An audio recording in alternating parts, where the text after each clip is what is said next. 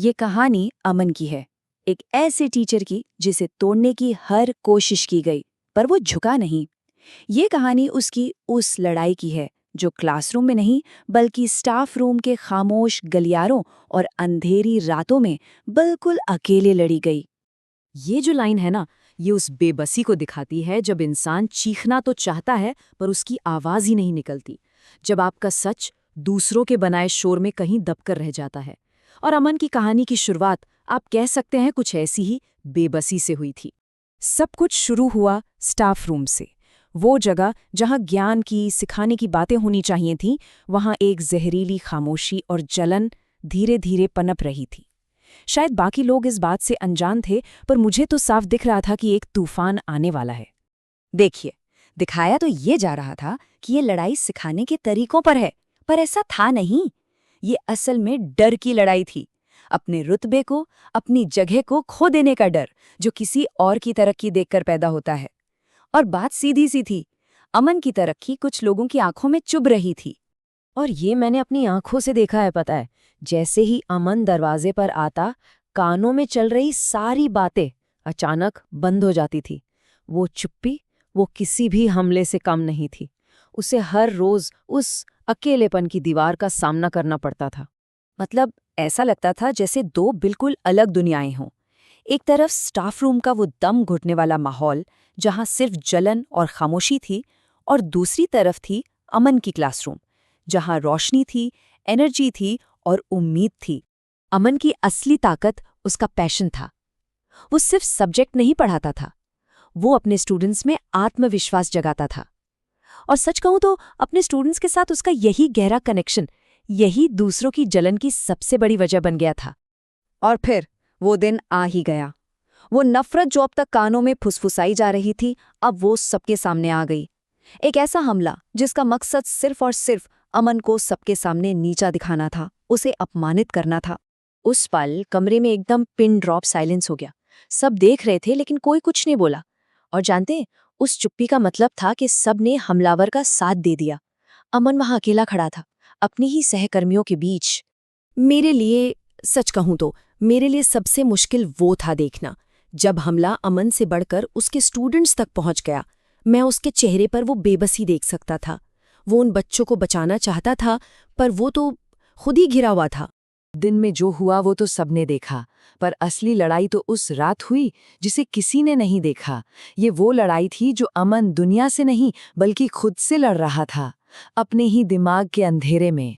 उस रात जब वो अकेला था, तो उसके दिमाग में बस एक ही सवाल घूम रहा था, क्या मैं सच में इतना बुरा हूं? उसे ये लगने लगा था कि शायद दुनिया नहीं, गलती उसी में है। ये वो पॉइंट होता है जहां सच और झूठ के बीच की लाइन मिटने लगती है। क्या मैं वाकई गलत पढ़ा रहा हूं, या उन्हें बस मुझसे ही कोई दिक्कत है? वो अपनी ही काबिलियत पर शक करने लगा था। उसके दिमाग में ना, दिन भर की वो सारी बातें, वो ताने, वो अपमान, सब एक साथ गूंजने लगे। हर आवाज उसे और कमजोर कर रही थी, उसे अंदर से तोड़ने की कोशिश कर रही थी। और फिर वो पल आया, वो सबसे अंधेरा पल, जब वो हार मानने के बिल्कुल करीब था, जब उसे लगा कि शायद इस लड़ाई को खत्म करने का बस एक ही तरीका है, कि वो पीछे हट जाए। लेकिन कहते हैं ना कि सुबह होने से पहले की रात सबसे अंधेरी होती है। उस गहरी निराशा के बीच जब वो पूरी तरह टूट चुका था, तभी उसके अंदर एक छोटी सी, बहुत छोटी सी चिंगारी जली। यही यही था कहानी का टर्निंग पॉइंट। उसके दिमाग में जो शक था, उसकी जगह अब एक सवाल ने ले ली थी। अगर मैं ही गलत होता, तो मेरे स्टूडेंट्स बार बार मेरे पास क्यों आते? ये पहली बार था जब उसने दूसरों के शोर पर नहीं, बल्कि अपने अनुभव पर भरोसा किया। और बस उसी पल उसे सब कुछ शीशे की तरह साफ हो गया। उसे जो तकलीफ हो रही थी वो गलत होने की नहीं थी। ये दर्द सही होते हुए भी गलत ठहराए जाने का था। ये अन्याय का दर्द था। उस रात के बाद उसका गुस्सा, उसकी निराशा, सब कुछ एक शांत इरादे में बदल गया। अब उसे किसी को कुछ साबित नहीं करना था। उसने तय कर लिया था, मैं लड़ूंगा नहीं, मैं बस रुकूंगा नहीं। अगले दिन जब अमन स्टाफ रूम में आया, तो सच कहूं, मैं उसे देखकर हैरान रह गया। वो कोई हारा हुआ इंसान नहीं लग रहा था। उसकी चाल में एक अजीब सी शांति थी और आंखों में एक नई चमक, जैसे उसने अंदर ही अंदर कोई बहुत बड़ी लड़ाई जीत ली हो।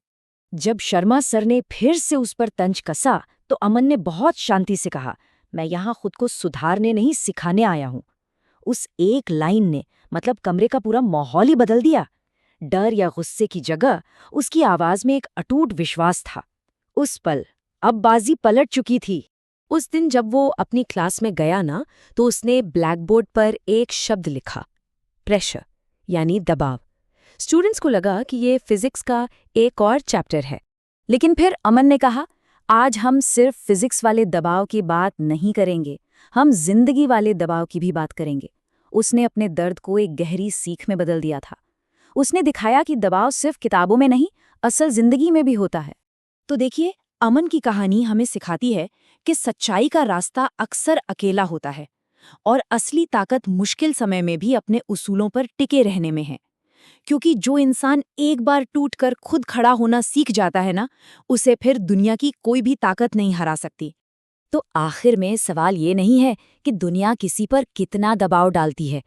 असली सवाल तो ये है कि उस दबाव में इंसान कोयले की तरह बिखर जाता है या फिर हीरे की तरह और भी ज्यादा चमकता है।